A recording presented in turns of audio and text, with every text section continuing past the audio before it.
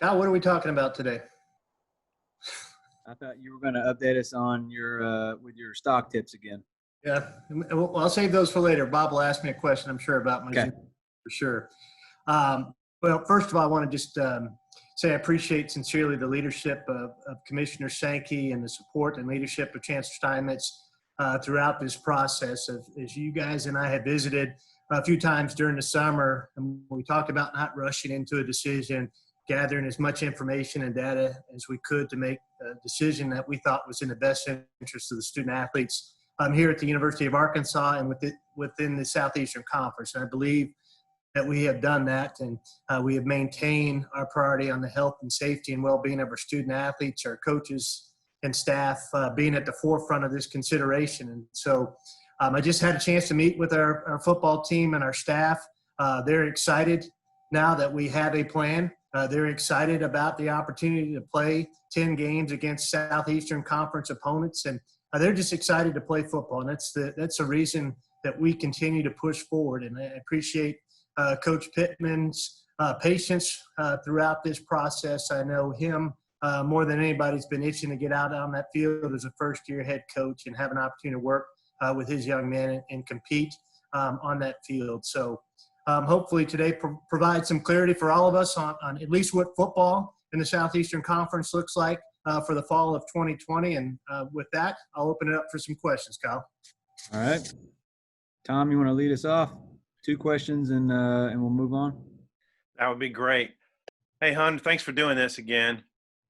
Thank you, Tom. Yeah, I know it's not uppermost for you, but the financial repercussions of going to 10, what does that mean for you guys? And what do you do with the contracts of Nevada and ULM games and Notre Dame?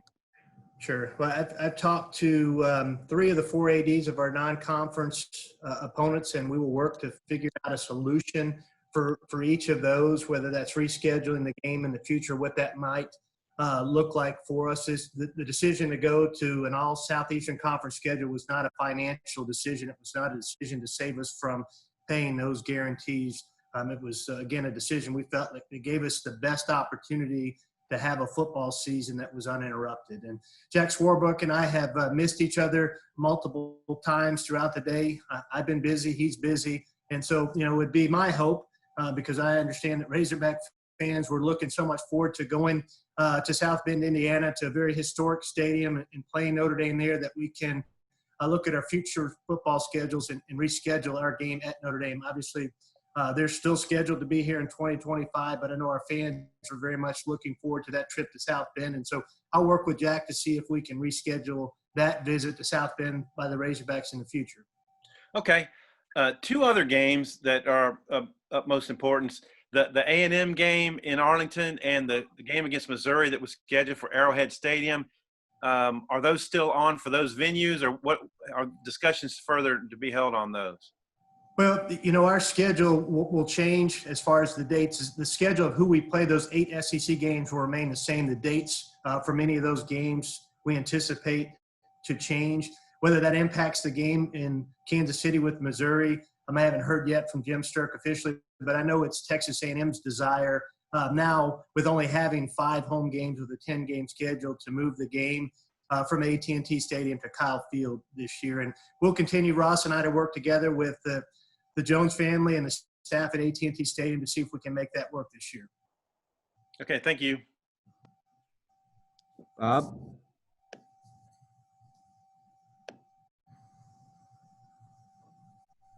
It's the other mute button, Bob. Okay, I think I'm there. You got me? Yes, sir. Got you. Okay. Hey, what's the plan as far as fans at the games? Do you anticipate fans being able to attend? And if so, what percentage of the stadium would that work with? Sure. Bob, we do anticipate fans to be in Razorback Stadium. We have had continuing conversations with the Arkansas Department of Health and the staff there as we put together our event operations plan. As you look at their current phase 2 parameters, it says 66% capacity with social distancing. If you follow those guidelines, we'll never get to 66% capacity. We can probably get somewhere closer to 25% capacity with social distancing guidelines. So that plan's continue to be put together, and we're in communication with the staff at the Arkansas Department of Health, our event operations and staff and facility staff. And so our plan is to have fans in the stands. It won't look like it has looked in the past, but again, if we had to play a game this Saturday, it'd be roughly about 25% capacity. And you said the other day you were about 50-50 on if you thought a season would happen. Where are you now, would you say, percentage-wise? I'm about 90-10 that it's going to happen. I think, Bob, this gives us, as we talk to our medical experts throughout the Southeast that have been part of our SEC medical task force, and they've footprint in which our schools exist. I think that pushing it back to the 20, having 13 weeks to play 10 conference games gives us the best opportunity to play a football season that's uninterrupted. Yeah, thanks. I'll pass the baton, and Kyle, if you get a chance to swing back, that's great. Thanks. You got it, Bob. Hutch? Yeah, Hunter, I was just wondering, does this push back the start of training camp, or does it still maybe start on August 7th and you have a little bit of wiggle room now in case, things need to be shut down for any period of time? Sure. Camp will still start on the 7th, or practice. It'll look dramatically different from what fall camps have looked like in the past. Our coaches will not be forced to compress, 6 weeks of instruction and practice into 3 weeks. And so we still plan on starting on the 7th, but that will look dramatically different. That won't be, the 40, 50, 60-hour weeks that sometimes these coaches and student athletes put in during these couple of weeks of fall camp. It'll be more like a regular week of practice for them. And then with the fans in the stands, is that something that is it kind of like a school by school basis? Are you working with the SEC with that, or is it kind of like, depending on which state each school is in? I think you'll see a hybrid in where we work together as Southeastern Conference institution to have some commonalities around our event operations and those plans. And then, of course, we all reside in different states, and so we have to follow those guidelines that are established individually by each state's health departments. But so I think you'll see a hybrid where there's some parameters that are put in place that we all collectively buy into as Southeastern Conference members, and then there'll be some that'll vary from state to state. Appreciate it, Hunter. Nate? Nate, you're muted.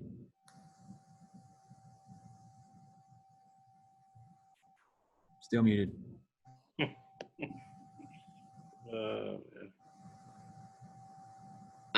that work? Gotcha. There you go. Hunter, as far as the Miami Marlins situation, did that affect any decision with this at all? And does it kind of give you some warning signs on what to do or not to do? It did not impact this decision at all. I think it's another educational opportunity with our student athletes and our staff as far as, how things can be, one bad decision can impact many. And so I think it's an educational opportunity for all of us more than anything. Also, have any athletes in any of the sports opted out since you have the option of retaining their scholarship and not participating? To date, they have not, Nate.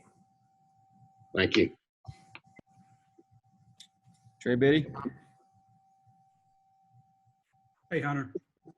Thanks for doing this. So, do you like the delayed start? Was it brought up at all to possibly maybe start on time and then maybe have common bye weeks with all the SEC schools if possible, so you could reschedule games? I think we felt like, based on the counsel we received from the medical task force, that this was still going to be, COVID was still going to be a major issue in the Southeast for the next few weeks. And this gave us the best opportunity just to push the start back. It also gives us an opportunity for schools to start on each of our campuses and for our campus to return to a sense of normalcy, as opposed to, campus coming back and then 2 weeks later we're trying to play our first football game. So I think they were, as we talked to the presidents and chancellors, it was their desire to try to get campus up and running before we tried to play football games as well. And do you think, with the way the schedule works out, do you think that they will push the divisional games to the front of the schedule, kind of like the Big Ten has done, and the cross-divisional to the back? And also, how do you think that'll work out? Will it be the next games in the SEC rotation, or? what Mark Womack, who hands the football administrator for the Southeastern Conference, what he's assured us is he will give us the best scheduling option for the Southeastern Conference. And so what that looks like, I mean, here's the thing, as you know, Trey, we're trying to get 14 athletic directors and 14 coaches to agree on what those additional 2 games are going to be. That's never going to happen. And so I trust that Mark Womack will do a great job in putting our schedule together. Good luck on that last part. Bobby? You can write that I trust Mark Womack to put a great schedule together. If you can put that. Bold. Is there a number or a scenario that's been discussed if you have so many breakout in your team that's when you can postpone that game, or has that been brought up in specifics? Bobby, we were trying to get over this first hurdle, which was to decide when our season was going to start and how many games we're going to play. And then we will tackle that as we look at next week and in the following weeks. I mean, we roughly have until September 15th or so to iron all of that plan out. But that's been mildly discussed at a very granular level, and we'll get in some more detail what that plan looks like. Has Coach Pittman talked about quarantining certain players, maybe certain position groups, keeping them isolated just in case there is a breakout, so you've got maybe the backup quarterback available if something happens to the starter or anything like that? I think the way we're practicing and the way we meet and some of the things we have changed within our football facility have worked very, very well. And I think he'll continue to do many of those same things as we get into practice really ramping up here in the next couple of weeks. Thanks, Hunter. Mike? When this all started back up with those strength and conditioning workouts, there were, at least with some schools, some COVID spikes, and we saw 2 or 3 of them suspend for a while. And then we started slowly seeing fewer of this and fewer of it. And the reports lately have seemed to be pretty good. Do you think the schools basically the various football programs adjusted as this went along and made adjustments and it's paid off? Absolutely. I think we have adjusted, and I think our student athletes have adjusted as well. Our student athletes are having to make some very difficult personal decisions that most college students don't want to make. I mean, you know, we all remember our college experiences and some of the best 4 years of our lives, and they're saying, you know, our college students, they want to be out with fellow college students on Dixon Street, enjoying what that has to offer. And they're having to make difficult decisions and difficult sacrifices for football to make sure that we have a football season and a soccer season and a volleyball season and eventually a men's and women's basketball season. I'm so proud of our student athletes and how they have changed what they're doing in their personal lives and how they are making much better decisions. And I think that's what you're seeing more than anything across the country is young men and women making really good choices because they want to play their sports this fall, this winter, and next spring. Now, some fans are already on social media today suggesting that once you transition to actual physical contact workouts, players face-to-face, I assume you can't work out that way with masks on, that you're going to see these spikes again, and there's no way to avoid it. Could you address that a little bit, how things would change once you're in an actual August camp type workout? Well, we're getting ready to find that out. And I think that will give us the runway. You know, that September 26th date will also provide us that runway to figure that piece of it out. We don't know because nobody has practiced football that way, not in the NFL, not in college football, not in high school football. So we're going to learn a lot over the next couple of weeks as we begin to practice.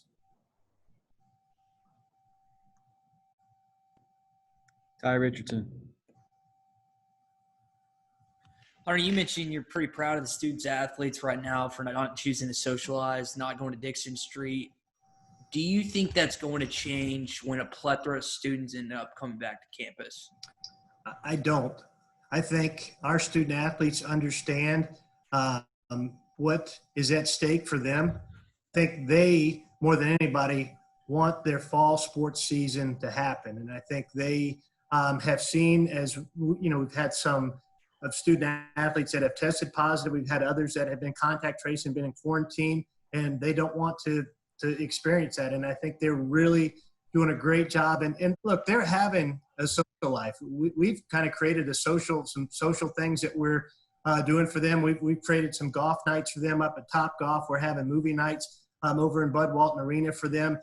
We've given them maps to all the hiking and biking trails in the area. We're trying to create social opportunities for them to do some other things that they normally wouldn't do, and they're taking advantage of those things, and they're doing them as fellow teammates together. And so it's been really cool to see that evolve and happen over the past several weeks.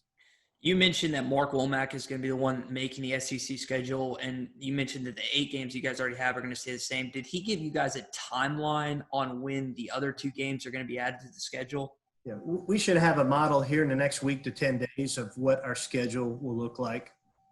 I mean, what we know is that the 4 home games, which was Ole Miss, Tennessee, Alabama, LSU, those games will be at home, and then we'll go on the road. Again, most likely to Kyle Field for Texas A&M, Mississippi State, Auburn, and Missouri. And then we'll have 2 additional games. So you can take the 5 other teams from the East that we don't play that aren't our crossover games. So that's Georgia, Florida, Kentucky, South Carolina, and Vanderbilt. And we're going to play one of those 5 teams at home and the other one at one of those other 5 teams on the road. Thanks, Hunter. John Neighbors. Yeah, I was just curious about, with a lot of the stories going on with the ACC and getting their announcement yesterday, do you know of how much of an influence or any sort of working together that the SEC and the ACC had? And looking at the ACC format, was that ever on the table of having an all-conference schedule but then adding a non-conference game similar to what they did? Well, we've had various scheduling models on the table, whether it was the full 12-game schedule, an 8-conference game plus 2 non-conference games, the 10 non-conference games. We've looked at various models, and again, we felt like this model was the one that gave us the best opportunity to have a full or almost a full football season. So I won't say what another conference did or did not do influenced the decisions that we made in the Southeastern Conference. All right, and finally, the real important question. I know that capacity is going to be next on the table, but is the tailgating side of things going to be mentioned and talked about as far as for fans and participating in the event around the stadium on game days? Yeah, still to be determined. Obviously, if there's tailgating, it's going to look dramatically different than what tailgating has been. College football is going to look dramatically different than it has ever looked. And if you're going to come to a college football game this year, wherever you're coming, you're just going to have to accept that it's not going to be the same college football atmosphere that we have all come to love, especially in the Southeastern Conference. It's going to be dramatically different. All right, fingers crossed. Appreciate it, Hunter. Kyle Deckelbaum. Yeah, Hunter, you touched on this a little bit, but just how contentious are some of these discussions trying to get 14 voices to agree on something where there's really no correct answer, no correct plan here?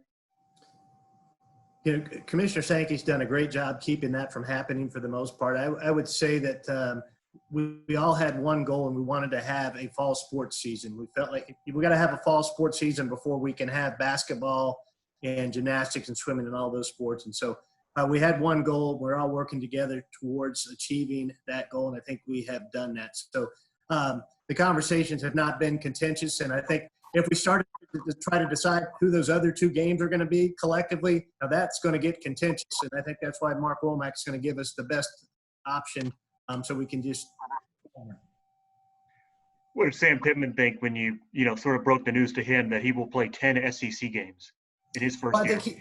Kyle, he's relishing that opportunity to play 10 SEC games in his first year as a head coach.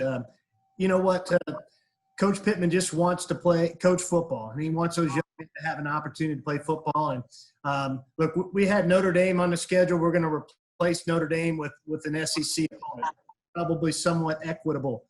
So, we had 9 really tough games on our schedule and 3 additional games. And so you've got a lot to play the games, and we'll play whatever 10 games are put on our schedule. And I know that our student athletes, having just over met with them, they're really excited about that opportunity to play 10 games. Thanks, Hunter. Hayden. Hey, Kyle. Hunter, appreciate it. Sorry if you already mentioned this. I've been kind of in and out. Missouri, I think I saw a report where Missouri said that game will likely be in Columbia. I didn't know if you had an update on that one. I think with it most likely will be a date change. And I think with just in general, the the NFL venues and what they're each going through this year in their own NFL season, I think it's not. I think you will see that game that will be moved back to Columbia. Gotcha. And last one really quick. I know you mentioned you spoke to the team just a short while ago. Really interested if there was any guys who knew that this was going to be their last opportunity, seniors who didn't have another year or had to move on after this, just their reaction knowing that their chances of being able to play another year, maybe their final year of college football was good now. I'm sure a lot of positive reaction. Yeah, I didn't have an opportunity to have any individual conversations, but you could see some relief and a weight lifted off their shoulders because there's a plan now. And having a plan gives them a sense of, okay, we know that we've got a target date that we're going to start on September the 26th. Again, fall camps will look a little bit differently, but I think just having a plan in place helps them, give them something to focus on and remove some of the anxiety from potentially the season being canceled. Thanks, Hunter. Appreciate it. Carlos, did you have a question? Carlos, you're muted. Oh yeah, you hear me there? All right, Hunter. With soccer not being allowed to play in the state of Arkansas, and with the first 3 games of the Ladybacks being pushed, how much does that affect that program? Has been tremendous and having a great season in the last 2 years. How much does that affect if for some reason soccer won't be allowed here in the state? Soccer will be allowed here in the state. We're going to be permitted to play soccer and volleyball and run cross country, and we're going to have a full fall sports season. We're not just going to play football. We will play women's soccer. We will play volleyball, and we'll run cross country meets. We'll start focusing on what those seasons look like next week as athletic directors and have a plan that we'll put in front of our coaches and then move forward. We will have a soccer season. Thank you. Matt at KRK.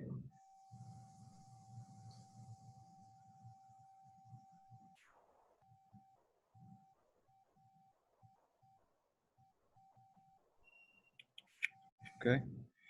All right, let's get going back around the horn. If you've got questions and you already haven't told me, please let me know in the chat. Tom, why don't you go ahead? Yeah. Hey, Hunter. So the football team and staff had 0 positive tests that were on Wednesday. You still have anybody in quarantine, and when would the next round of testing take place? We will start a weekly testing protocol as we move into practice for all of our fall sports. And so we will have testing for our soccer and volleyball teams that will take place on Friday, and then football will begin testing every week, as will all of our fall sports as they move into their practices and then competitive seasons. And then were there any football guys in quarantine still? I don't have my list in front of me. I think we have 2 football players that are currently in quarantine, yes.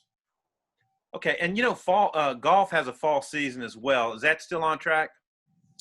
That will be something we will discuss as athletic directors. You may have seen the ACC. I think they have allowed their tennis and golfers to play unattached fall seasons. That would not be my desire in the Southeastern Conference, and we're going to try to see if we can have a fall golf season because that leads to their spring rankings. And we'll address what the non-traditional fall sports such as golf and tennis, baseball, and softball look like as well. I mean, obviously, we've got a number of decisions still to be made moving forward. We've got football, at least a plan in place for them. We've got to establish what that schedule looks like. We've got to work on soccer and volleyball and cross country, and then we'll get to those non-traditional spring sports as well. I'm guessing you already have a model for what the revenues might look like. What do you anticipate this will have as an effect on your revenues? Well, Tom, if our attendance is 25%, you take that season ticket number of roughly 33,000. I think we're maybe a little bit north or south of 33,000 season tickets sold. I don't have that number right in front of me, but if we can put a fraction of those fans in our stands, I mean, it's going to have a significant impact on our revenue this year. Trey Schapp. Hunter, obviously, if you could send an email to Mark Womack and say, here are the 2 schools that we would like to play this year, what 2 would those be? Oh, you can't put me on the spot like that, Trey. I'm going to make an SEC coach or athletic director mad. We'll play any of them. You pick the ones you think we should play. We're probably the same. Okay, and then obviously if the A&M game is moved to Kyle Field this year, would you want that game in Fayetteville next year before going back to Arlington? Yeah, we'll have that discussion, Ross and I, as well as the Jones family and the folks at AT&T Stadium, to see what makes sense with that series. But, I mean, obviously you would say that would probably be the fair and equitable thing to do, but we'll see what that looks like moving forward. I'm just worried about playing this year right now. Thanks. Bob? There you go. Hey, Hunter, I know you don't want to say who you'd like to play, but seriously, can you talk to Mark and say, look, man, we're not Alabama. You got to help us out here. I mean, do you think they'll work with you and be logical about matchups? Hey, Bob, I have reminded Mark Womack the last time we won a Southeastern Conference game. How's that? Oh, okay. I'm trying. It was an Ole Miss. Yeah, I remember. I think it wasn't recently. And then your discussions with the non-conference ADs. I mean, some of these things you can tell at some schools they might get contentious about whether or not they owe a guarantee. Do you feel good that you guys will be agreeable to either scheduling or, hey, if you got to pay a percentage of the guarantee, or do you feel good that your contracts are such that, hey, with a pandemic, we're not going to owe you those guarantees?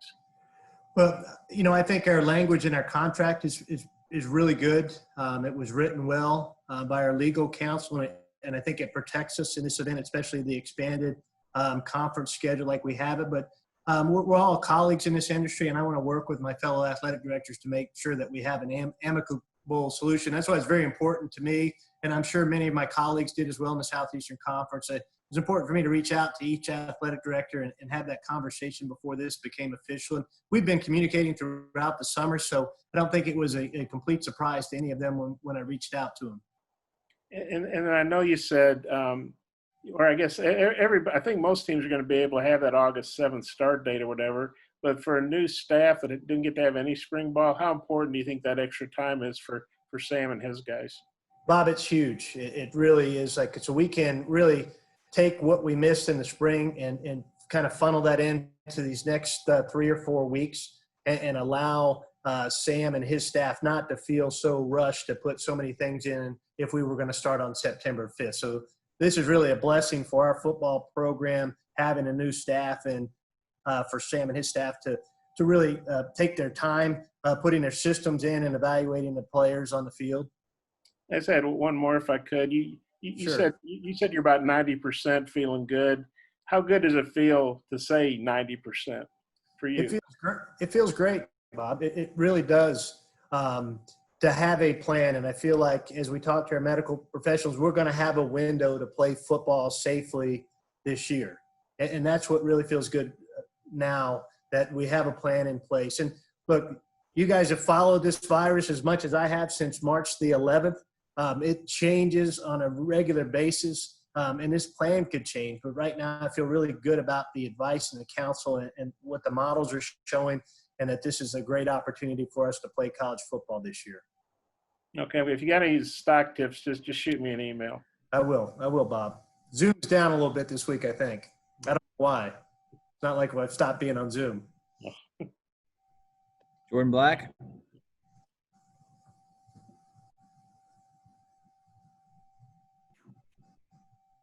Jordan?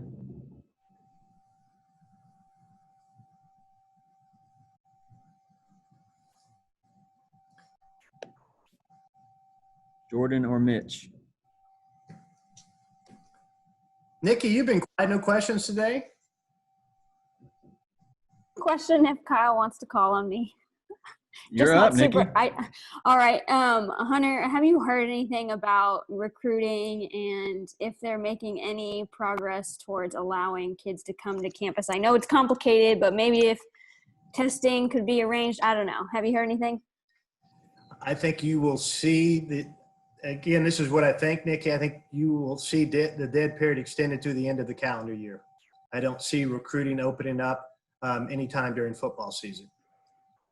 And then also with the players who choose to opt out, I know they remain in good standing, but do they keep their eligibility for that year if they have a red shirt available, or just in general? Like, would they have to apply to, forgive that year they missed? Sure. That was an NCAA proposal that was supported by all 14 institutions. And so if you have a redshirt year and you decide to sit out this year, you can use that redshirt year. But that was not an NCAA proposal, so there's not a guarantee that a waiver would be approved for you to gain that year back if you did not have a redshirt year. Okay, thank you. Hutch, did you have one? Yes, just as a follow-up to Nikki's question with recruiting, if the dead period is extended, do you envision the early signing period still happening when it's currently scheduled, or could that just be completely eliminated? I think, again, Andrew, if the dead period is extended through December, you will see the early signing period moved past the first of the year. Thank you. All right, let's try this again. Jordan Black. Okay, I'm ready. Sorry, I had to get headphones. I'm curious what the conversation was like amongst athletic directors when it came to the rivalry games. I know this doesn't affect Arkansas, but just talking about not doing that non-conference +1 game for places like Florida and Florida State, Georgia Tech. What was that conversation like? It was a hard conversation for those athletic directors. Obviously, those are some storied rivalry games that are played on an annual basis for several consecutive years. But we're members of the Southeastern Conference, and it was the best decision for our 14 conference those games not to be played this year. So, Jordan, those are very difficult conversations for those athletic directors. But again, they fully supported moving forward without playing those games. Thanks. We got time for one more. John Neighbors, the honor is yours. Oh man, this is big time. Hunter, I wanted to ask, because I know that this has been kind of floated around, mainly just social media, but if this season goes really well in the SEC with the 10-game schedule, could you see a possibility of maybe in future seasons having an actual 10-game SEC schedule instead of just the normal 8-1 that we have right now? No. How's that? Perfect. That's going to wrap us up. Well, I think we have one more question here from Mike. He can. Go ahead, Mike. You touched on this briefly, but about baseball, Dave Van Horn, right after the season was ended abruptly, he said that he was hopeful in the fall there might be a chance to play more exhibition games than are currently allowed, that they needed some kind of a way to kind of get these guys back into playing mode. And he saw that as a way to do that. Would you try to address that at all when you deal with what baseball does in the fall? They might play more than a normal load of exhibition games. Mike, I don't foresee that happening right now. I just think there's so much going on within our departments, and we're managing so many different things. I don't see us adding more events like fall baseball games to the schedule. I don't foresee that happening. I'll never say never.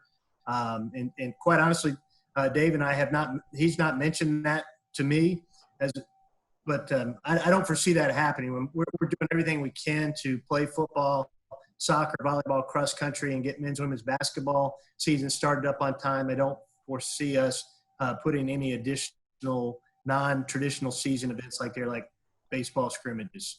Would that mean maybe eliminating the 2 you normally play?